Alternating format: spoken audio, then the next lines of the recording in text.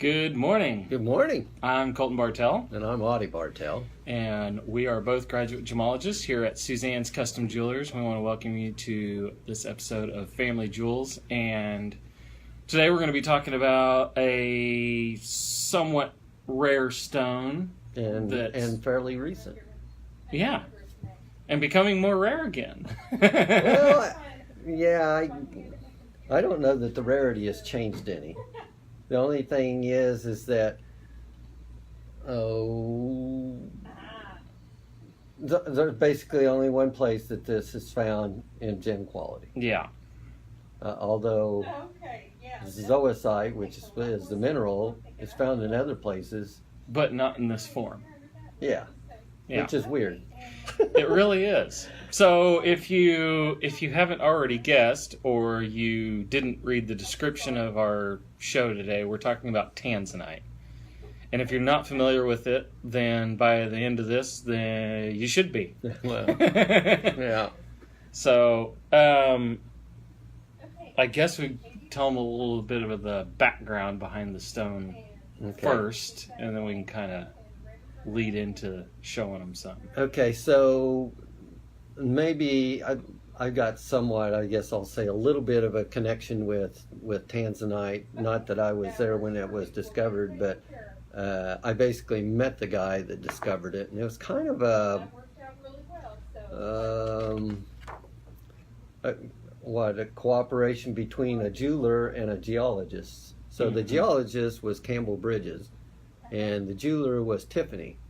And Campbell Bridges had basically been, prospecting or whatever in Africa. And actually his family, I think his dad was actually a geologist too or whatever. But anyways, he follows, I think through a continental drift theory, that there ought to be some zoisite, possibly gem quality, in Africa, up around Tanzania. Yeah. And so he ends up going up there and finds this stuff. And originally they were going to call it something else. I think they were going to name it after maybe they was going to call it Tiffonite or something, I don't know. But anyways, where they basically found it at was, below Kilimanjaro, kind of on the plains of Kilimanjaro. I know they could see the mountain in the distance or whatever. So they ended up calling it Tanzanite.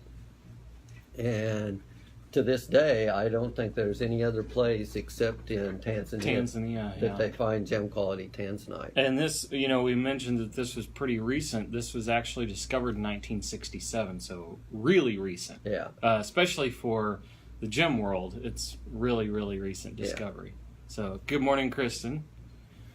So, anyways, they ended up having what they called, like 4 shafts, like A, B, C, and D, I think is what it was. Yeah. And I don't remember now when, supposedly the A shaft was the best, and they thought probably whenever the A shaft was done that would pretty much be all of the gem quality Tanzanite. And then several years ago they had a flood, which it would be kind of like, they're not quite in the desert, but an arid region, and that big rainfall basically flooded the A shaft. So you can kind of see, this is kind of the area where this is being mined at. Basically Kilimanjaro. Yeah. So not a lot of trees. No. And not a lot of water. Yeah. So whenever morning, Tawny. Whenever they had this flood, it flooded the A shaft. And I think they lost a lot of miners, and they actually never went back in the A shaft, as my understanding. So, and I don't remember now when that flood was. Do you have a record of that? No, not really, but there was some political instability and stuff like that disrupted the market pretty severely in the early 70s. Yeah. Particularly in 1971, the government of Tanzania actually took over the mines. Yeah, nationalized it. Yeah. And that's when Campbell Bridges basically left and went and discovered Savarite. Yeah, but here's some of the open mines and some of the mine shafts that they're using, or at least the openings of them in that area. Whenever Tanzanite came online, and maybe one of the first Tanzanites I saw would have probably been in 70. Oh, the floods. That all happened in 98. Was it? Okay, so the first thing was whenever they basically nationalized the mine or took it over. So that's when Bridges basically left.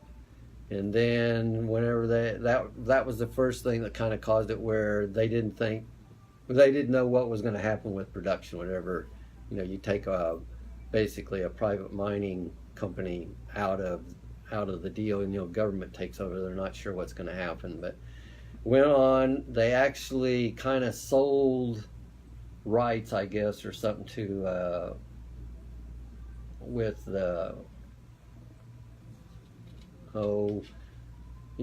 they still had control over it, but there was actually a private mining company. The government wasn't doing the mining. But all of these little ups and downs kind of influenced the Tanzanite market. Whenever Tanzanite first come on there, they thought that this was going to be kind of a substitute for sapphire. Mm-hmm. The most, I'm going to say, some of the more expensive of the Tanzanite looks like really nice sapphire. Yeah, and I've actually got a picture here. We can kind of show you a comparison of that. So this is actually Tanzanite here, and this is a really nice sapphire here. It actually, other than the background, they almost look like it's the same stone. Yeah. Very, very similar.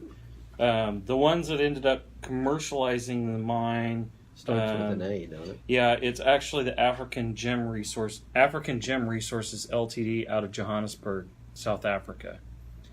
And they actually began a modern mechanized operation in 2003 and moved them away from what you see here. These guys are kind of scrunched into the little hole here. Yeah. So not a lot of fun there, but they've actually since definitely upped their game with how they're mining it.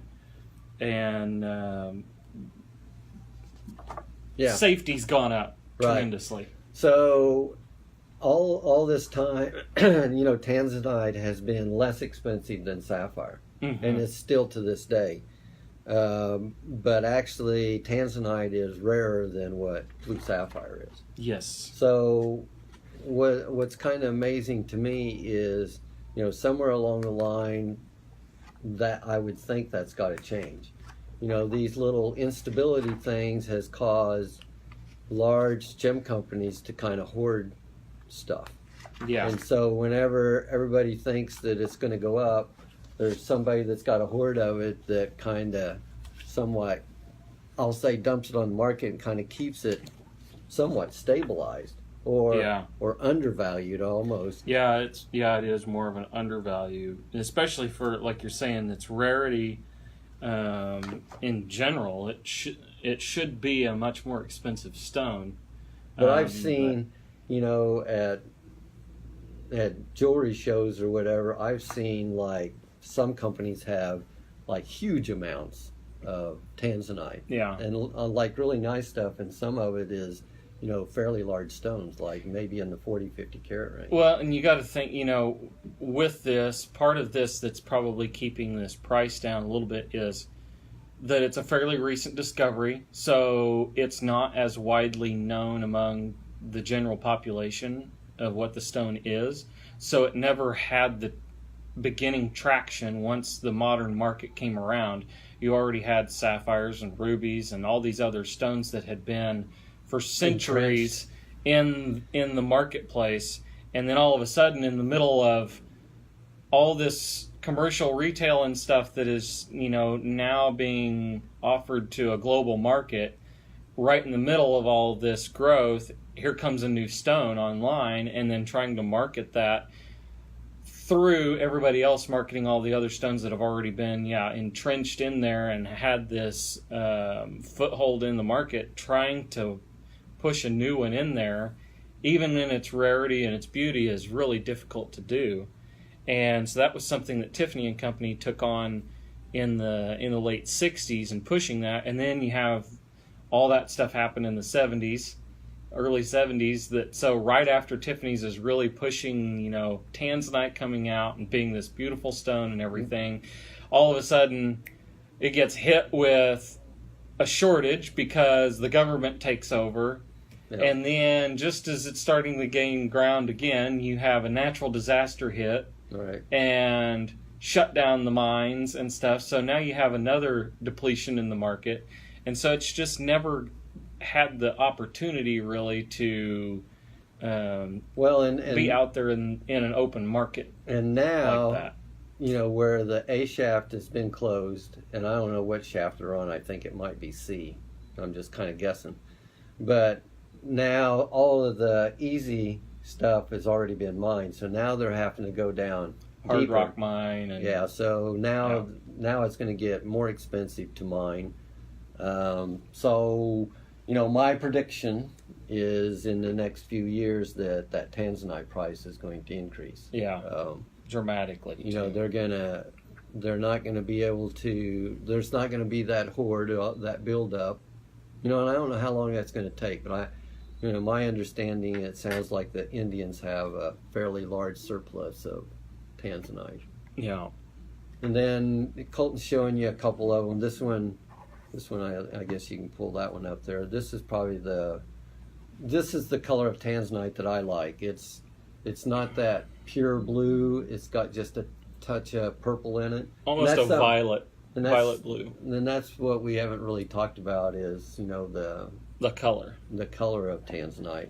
Yeah, because that's something that's really unusual, and I think that really caught them off guard when they discovered this, because they're looking for zoisite, and typically when they're thinking zoisite, they're actually looking for something green, and then they stumble upon this blue stone that for a long time they were confused. For several years they were confused, thinking that it was sapphire, and then they discovered that it was actually another mineral, and it was one they'd discovered before.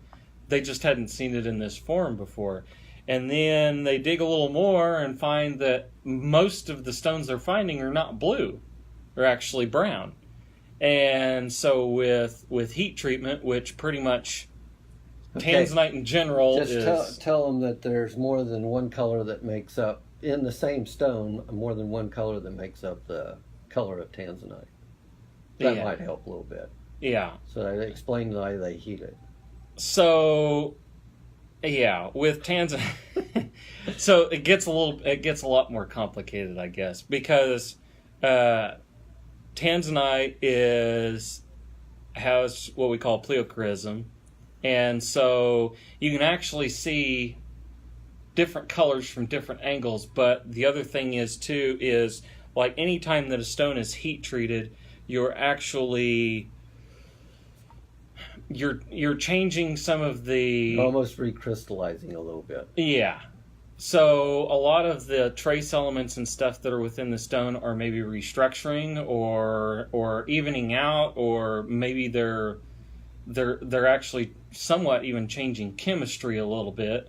And so it's actually changing that stone from this kind of ugly brown color, like what we're seeing up here. It's almost like a grayish brown. Into these purplish blue stones to even blue. And what I've heard the green is actually getting expensive. Yeah, and those I've never seen one of those in person. And there is a green zoisite, a green gem quality zoisite, which they're actually saying is like green Tanzanite, or chrome Tanzanite is what they're calling it. Is it chrome that's coloring it? Yeah, it's chromium that's coloring it. But this is typically, so this is actually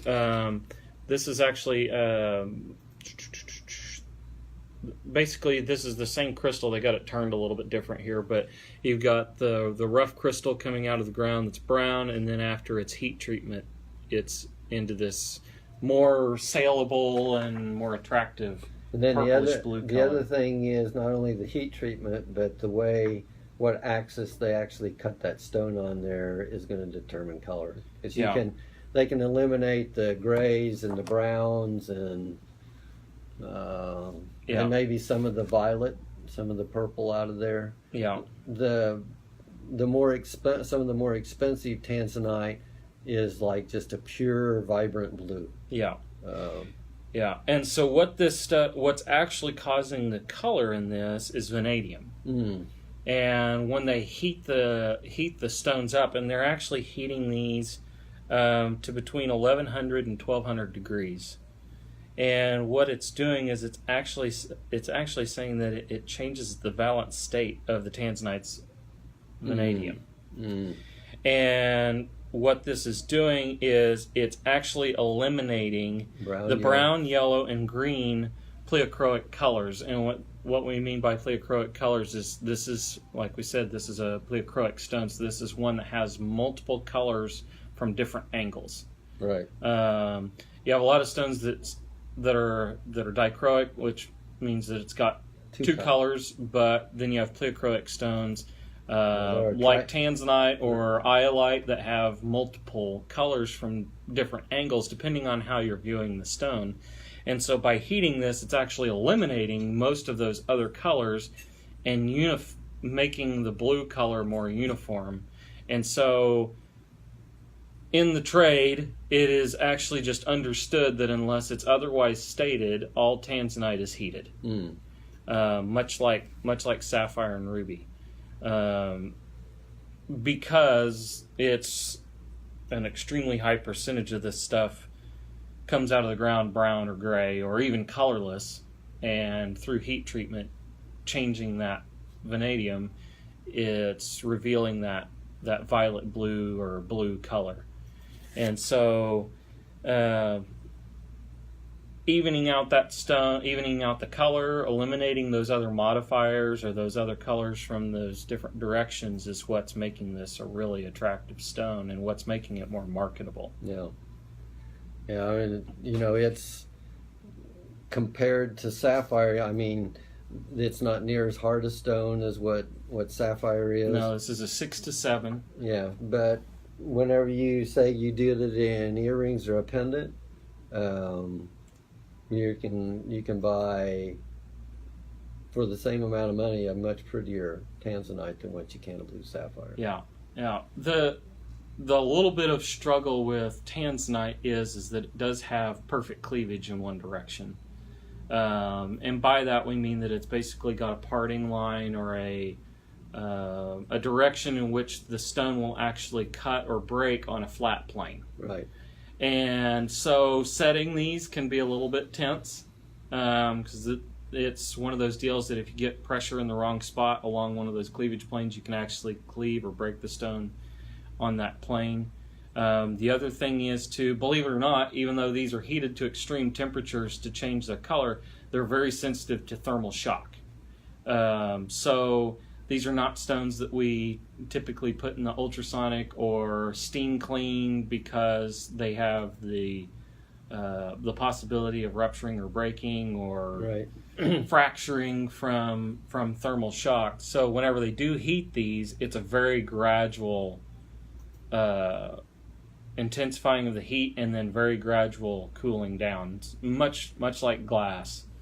But as far as wearability, say, we've got people that have opal. So if you wear the Tanzanite similar to the way you would wear an opal ring, I think you'd be fine. Yeah. I mean, it's probably got similar hardness. The opal is probably a little more brittle than what Tanzanite is, but Tanzanite makes up its average strength or toughness by it's got some cleavage problems where opal wouldn't have cleavage. It's maybe a little easier to chip. So a really pretty stone, actually I think extremely reasonable, especially if you like blue. Or like a violet. Yeah. Or more blue than amethyst. And kind of like Colton, I've never seen the green Tanzanite either. I've seen pictures, but really pretty stone. That would be an interesting one to get. Yeah. Have in store because this is the chrome Tanzanite, And so instead of having vanadium coloring it, this is actually chromium that's actually the trace element within this stone. Because just like any other material out there, if any of these materials are completely pure and without trace elements, they're all going to be colorless. It's trace elements within these crystal structures of all these stones that are actually causing its color, or it's stress within growth planes that are causing its color. Like in red and pink diamonds, a lot of times what's actually causing the color is certain stresses within growth planes rather than actually trace elements like with this, where you have a vanadium within the crystal structure that's causing the color. Or within this green one, you've got chromium. But chromium does that a lot of things. Yeah. Emerald's going to do that. Chrome dioxide's going to do that. Tourmaline. Yeah. There's a lot of stones that has an effect on.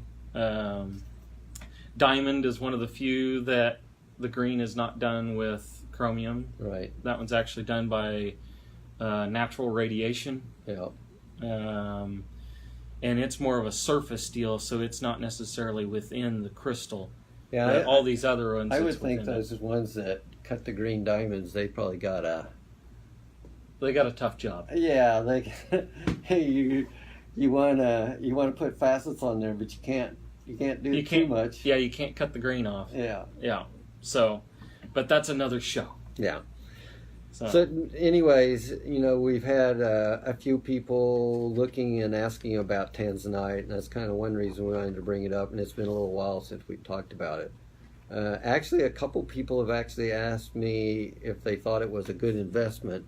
I think somewhere along the line that, the Tanzanite price is going to change. It's probably going to take a little while yet. I know that the mining has went down deeper, and so they're going to have to use more expensive equipment, and everything gets a lot more complicated the deeper they go. And then the other thing is, I'm kind of wondering, 98 is when they closed that A shaft, and the way they talked before, the other three shafts weren't all that great, but for 20 years they've been mining the other shafts. Yeah. So I'm kind of thinking it may not be as bad. And then I also kind of wonder if maybe somewhere along the line they don't go back into that A shaft. Yeah. It's kind of a sad deal that they didn't get any of those victims out of the A shaft. They just closed it. They didn't even go in there and try to. Yeah, But what's, I guess, probably really unique is that the only place right now in the world that gem quality Tanzanite is found is that Tanzania, in that Marilani area. Yeah. So. But anyway, we hope you guys enjoyed this and learned a little bit about Tanzanite today. So if you guys have any other questions or comments, please feel free to leave them on our video or send us a message right here on Facebook. You can always stop by our store here at 4226 South Alameda in the Town and Country Shopping Center here in Corpus Christi. Or you can give us a call, 361-991-7565. You can visit us online at suzannes-jewelers.com. And always right here on Facebook and Instagram. Well, you can't hardly miss us. Yeah, I know. We're everywhere. No, really. So, anyway, we thank you guys for joining us this week, and we will see you next week. Have a great one, and thanks for joining us. Thank you. Bye.